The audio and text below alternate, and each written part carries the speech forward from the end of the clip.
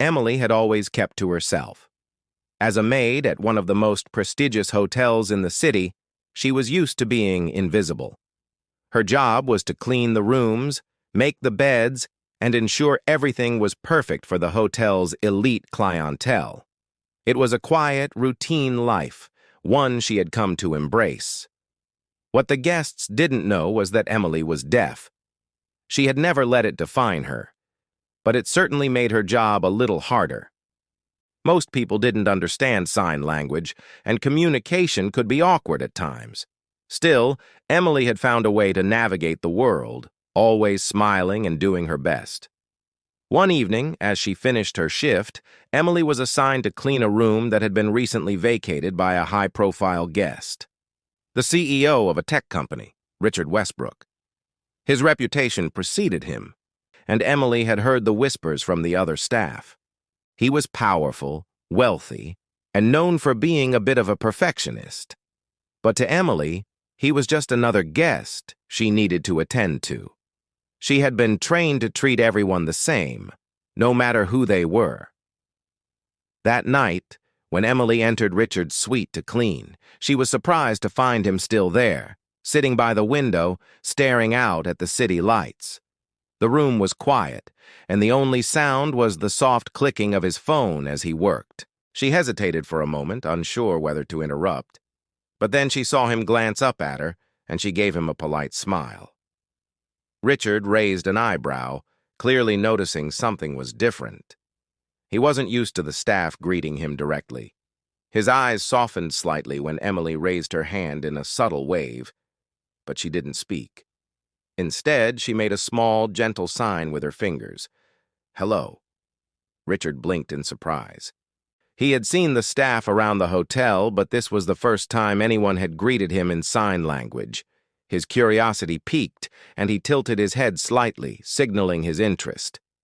Emily, despite her shyness, continued with a few more signs, explaining that she was deaf.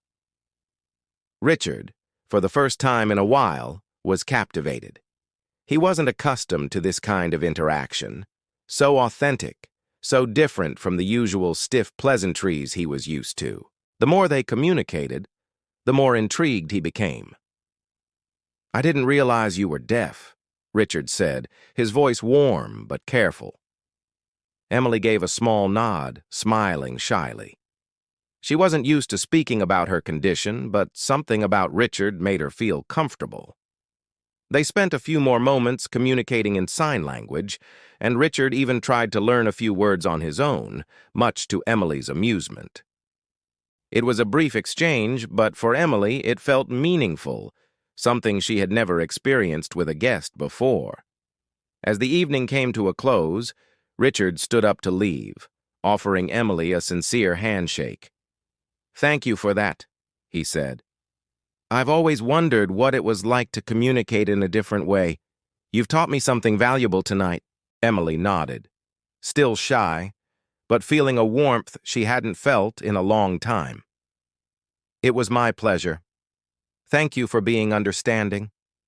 With a soft smile, Richard left the room and Emily continued her work. Little did she know, this brief interaction would lead to an unexpected turn of events that would change her life. The next morning, Emily was finishing her usual rounds when she was called to the front desk.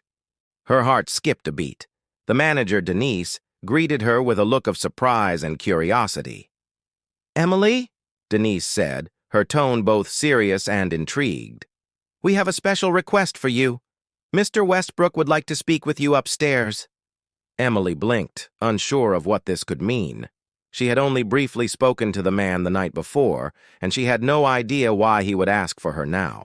Still, she followed Denise and was escorted up to the VIP suite area by hotel security. When the elevator doors opened, Emily's heart raced.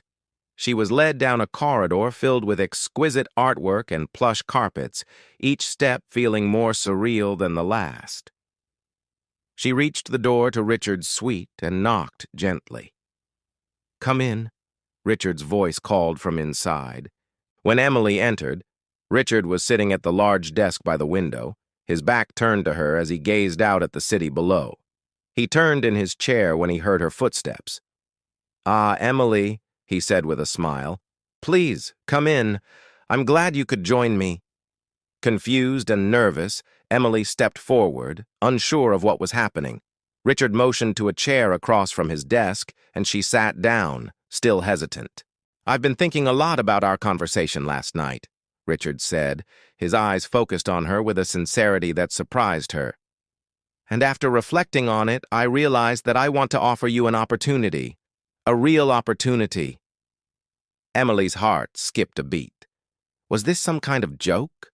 Was he just being kind? Or was there something more behind his words?